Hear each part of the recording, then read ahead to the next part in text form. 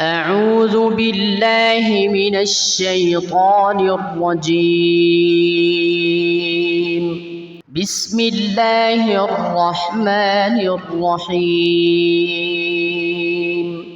يا أيها المزمل قم الليل إلا قليلا نصفه أو انقص منه قليلا أو زد عليه ورتل القرآن ترتيلا إنا سنلقي عليك قولا ثقيلا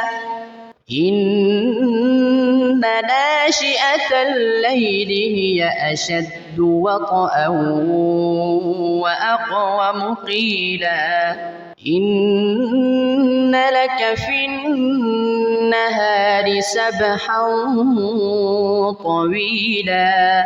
واذكر اسم ربك وتبتل إليه تبتيلا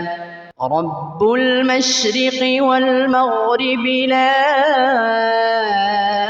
إله إلا هو فاتخذه وكيلا واصبر على ما يقولون واهجرهم هجرا جميلا وذرني والمكذبين أولي النعمة ومهلهم قليلا إن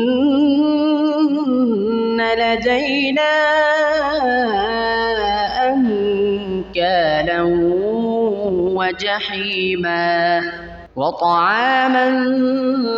ذا غصة وعذابا أليما يوم ترجف الأرض والجبال وكانت الجبال كثيبا مهيلا إنا أرسلنا إليكم رسولا شاهدا عليكم كما أرسلنا إلى فرعون رسولا فعصى فرعون الرسول فأخذناه أخذا وبيلا فكيف تتقون إن كفرتم يوما يجعل الولدان شيبا السماء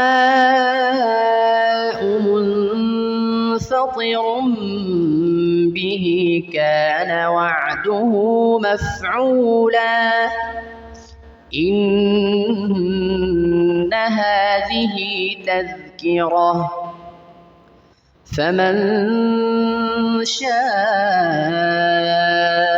اتخذ إلى ربه سبيلا إن ربك يعلم أنك تقوم أدنى من ثلثي الليل ونصفه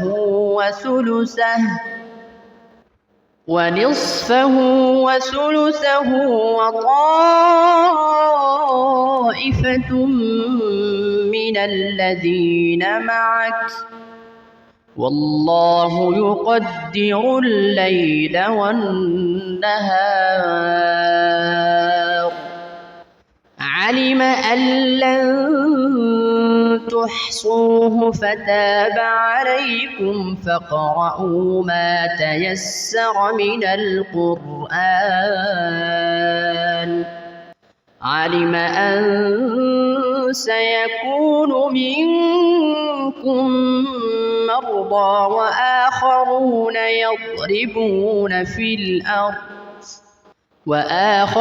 يضربون في الأرض يبتغون من فضل الله وآخرون يقاتلون في سبيل الله فاقرؤوا ما تيسر منه وأقيموا الصلاة وآتوا الزكاة وأقرضوا الله قرضا حسنا وما تقدموا لأنفسكم من خير تجدوه عند الله هو خيرا وأعظم أجرا واستغفروا الله إن الله غفور رحيم.